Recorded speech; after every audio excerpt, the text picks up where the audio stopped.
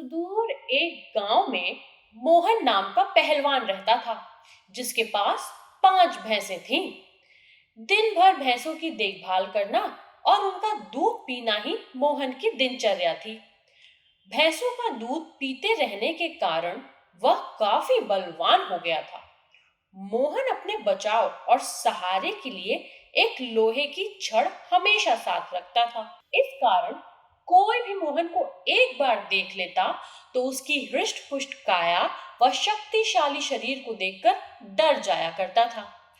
मोहन का पूरी दुनिया में कोई नहीं था, तो उम्र बढ़ने के साथ उसे अपनी शादी की चिंता सताने लगी थी। इसलिए वह अक्सर लोगों से पूछा करता था कि उसकी शादी कहाँ और किससे होगी। लोग उसे देखकर डर जाते और उसके सवाल का जवाब ना दे पाते थे। इस पर मोहन उनके साथ मारपीट किया करता था, जिसके चलते लोगों ने उस रास्ते से ही गुजरना बंद कर दिया था। एक बार किसी दूसरे गांव का एक ब्राह्मण और एक हमाम किसी विवाह समारोह में शामिल होने जा रहे थे। रास्ते में उन्हें मोहन मिल गया। मोहन ने ब्राह्मण को देखा तो उसने दोनों को अपने पास बुलाते हुए कहा कि आप तो ज्ञानी नजर आते हो, बताइए मेरी शादी कब और कहाँ होगी। इस तरह पहलवान का सवाल सुनकर दोनों ठिठक गए। हमाम काफी चतुर था। उसने सोचा कि अगर हम इससे बहस करेंगे तो इसके बल के आगे हमारा कोई मुकाबला नहीं। हमाम को एक तरकीब सूझी। उसने दूर एक ताड़ के पेड़ की ओर उंगली से इशारा करते हुए कहा, आपकी शादी वहीं होगी।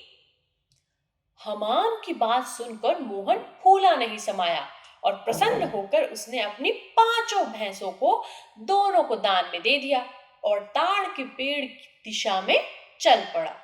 उस ताड़ के पेड़ के पास एक महिला अपने पति व बच्चे के साथ रहती थी। उसका पति बड़ा ही धूर्त व आलसी किस्म का शख्स था और उसे बात बात पर झूठ बोलने की आदत थी।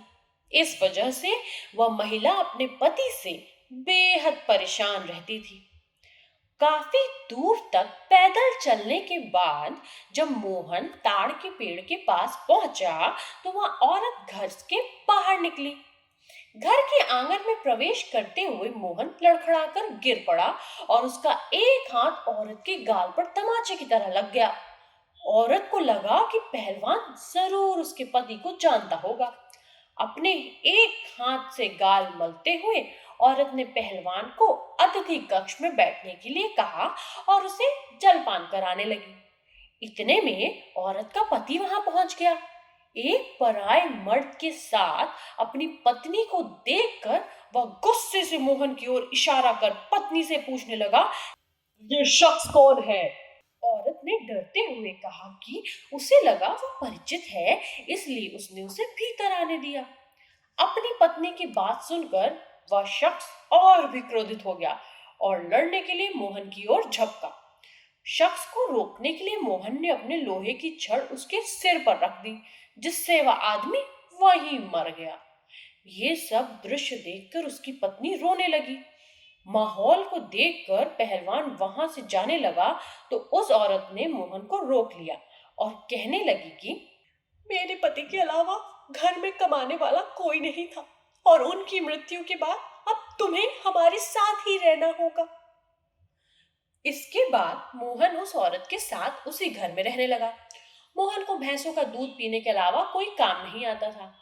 ऐसे में कुछ दिन बाद जब घर का राशन खत्म होने लगा तो महिला ने उससे कहा कि वह बाहर जाकर कुछ कमा कर लेकर आए या फिर राजा के पास जाकर खेती के लिए जमीन मांग ले, ताकि वह खेती कर अपना भरण पोषण कर सके। महिला की बात सुनकर पहलवान अपने लोहे की छड़ उठाए राजमहल की ओर चल पड़ा। राजमहल के पास पहुंचने पर सभी द्वारपाल और सैनिक मोहन की काया देखकर डर से कांपने लगे और तुरंत राजा तक सूचना पहुंचाए कि कोई बलवान हाथ में लोहे की छड़ लिए महल की ओर बढ़ता चला आ रहा है। सूचना पाकर राजा ने तुरंत अपने मुंशी को बुलाया और उसे तत्काल पहलवान के पास जाकर आने का कारण पूछने को कहा। पहलवान मुंशी को खेती के लिए जमीन मांगने की अपनी विनती बताता है।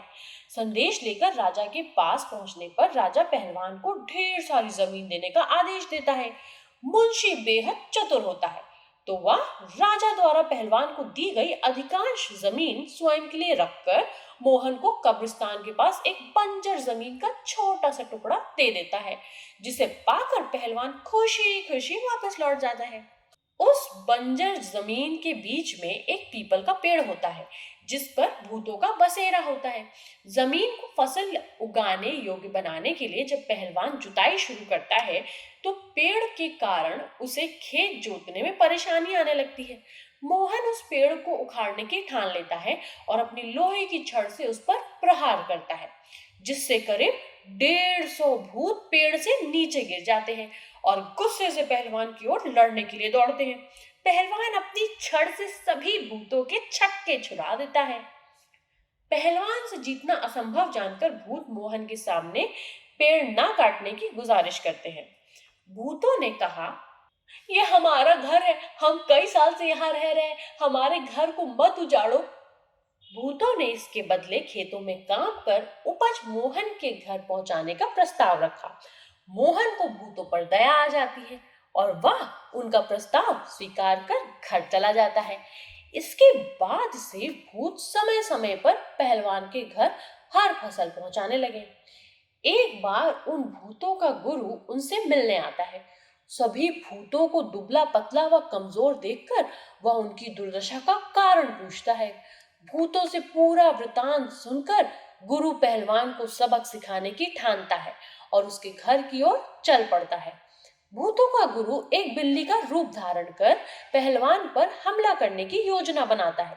उन दिनों पहलवान के घर में रोज एक बिल्ली रसोई घर में घुसकर सारा दूध पी जाती थी, जिससे वह काफी परेशान था। उस दिन पहलवान भी उस बिल्ली को सबक सिखाने के लिए दरवाजे के पीछे छिपकर बिल्ली का इंतजार कर रहा होता है। जैसे ही बिल्ली के रूप में भूतों का गुरु कमरे में प्रवेश करता है, पहलवान उस पर प्रहार कर देता है।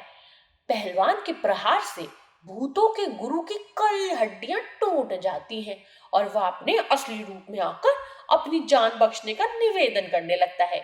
मोहन ने भूतों के गुरु को छोड़ने पर खुद के लिए सजा चुनने के लिए कहा। ऐसे में भूतों के गुरु ने कहा कि उसे बख्शने पर वह राशन की मात्रा दुगनी कर देगा। भूतों के गुरु की इस बात पर कुछ देर विचार करने के बाद पहलवान उसे छोड़ देता है। पहलवान के घर से निकलकर भूतों का गुरु सीधे अपने शिष्यों के पास जाता है। शिष्यों के पूछने पर वह उन्हें पूरा वृतांत बताता है और कहता है कि अब से पहलवान के घर भेजने वाले राशन की मात्रा दुगनी करनी होगी। इस कहानी से हमें शिक्षा मिलती है, अगर आपका भाग्य बलवान हो तो विपत्तियां भी अवसर में बदल सकती हैं।